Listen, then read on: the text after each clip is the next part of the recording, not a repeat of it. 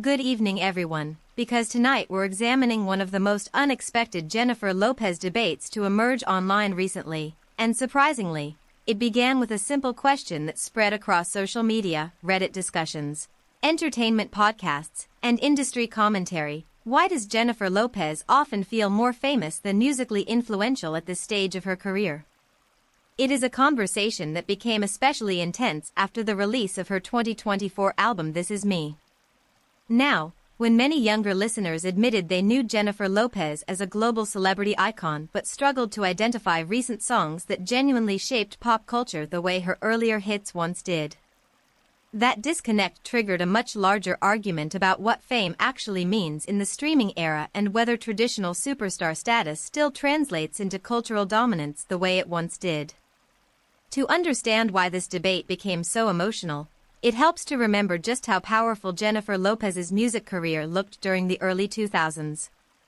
At her peak, Lopez was not merely releasing successful singles. She was part of the entire mainstream entertainment atmosphere. Songs like Jenny from the Block, Love Don't Cost a Thing, and On the Floor became attached to specific moments in pop culture history, while her music videos, choreography, fashion choices, and public image all reinforced one another into a unified celebrity machine. Back then, radio still mattered enormously, MTV still shaped youth culture, and celebrity visibility itself could amplify music success. Jennifer Lopez mastered that ecosystem almost perfectly because she understood how to transform songs into larger media events. But the music industry changed radically during the streaming era. Today, songs spread differently. Audiences consume music more passively, and younger listeners often prioritize emotional relatability or online virality over the highly polished superstar presentation that once defined artists like Lopez. By the time This Is Me now arrived, many people noticed that Jennifer Lopez was promoting the album almost like a cinematic personal statement rather than simply a collection of songs.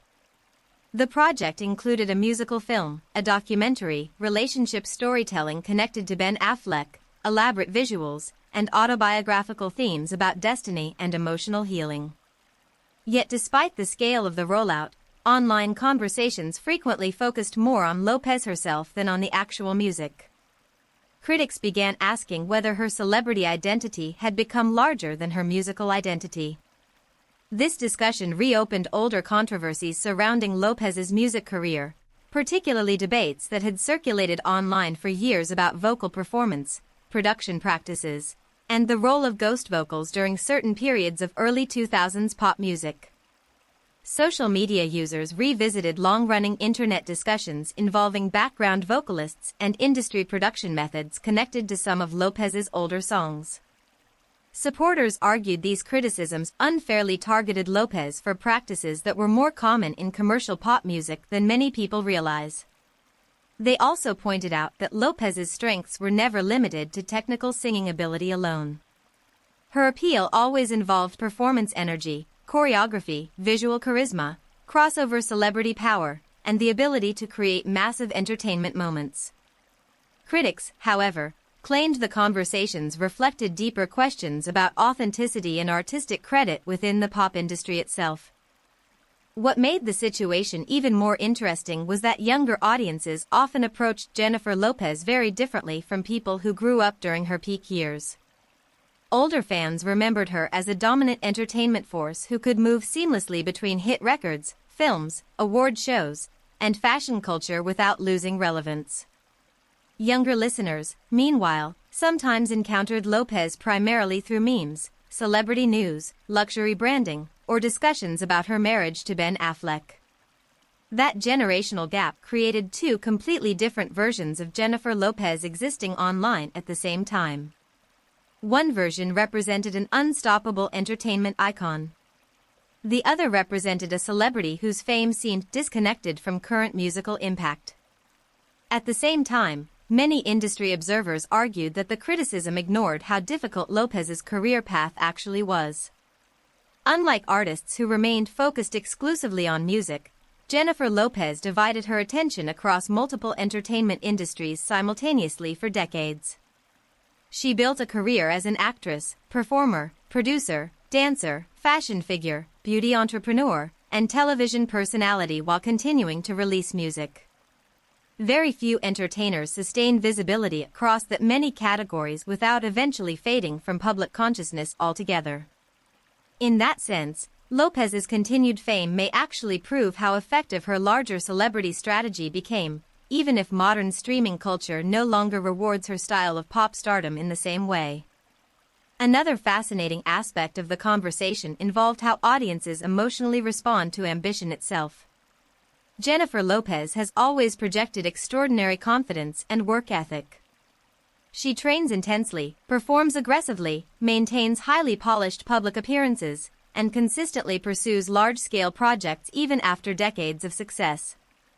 But modern internet culture often treats overt ambition with suspicion, especially when it comes from celebrities who appear highly image-conscious. Some viewers admire Lopez's relentless discipline and refusal to slow down.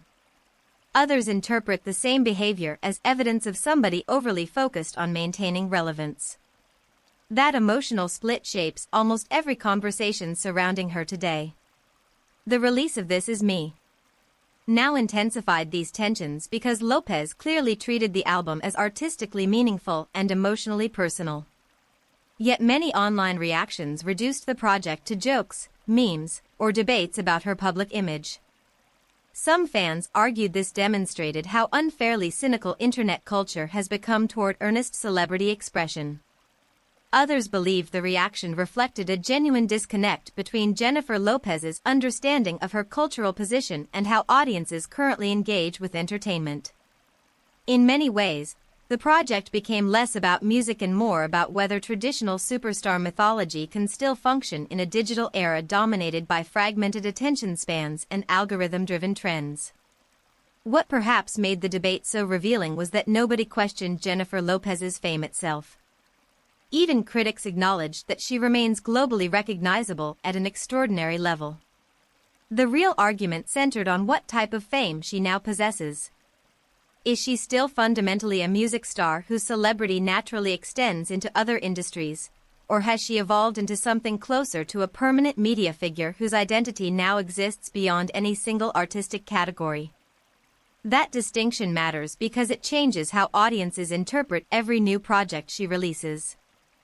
And maybe that is why Jennifer Lopez remains such a fascinating celebrity figure after all these years. She exists in a strange space between entertainment eras. She came from a time when massive celebrity visibility could drive music success almost automatically, yet she now operates inside a digital culture where audiences demand emotional authenticity while simultaneously mocking grand celebrity storytelling. Whether people admire her resilience or criticize her approach, they continue debating her constantly, which is something many technically successful artists never achieve at all. Thanks for watching, and before you go, let me know what you think. Has Jennifer Lopez been unfairly underestimated as a music figure because her celebrity became too large, or do you believe her fame eventually overshadowed the artistic side of her career completely?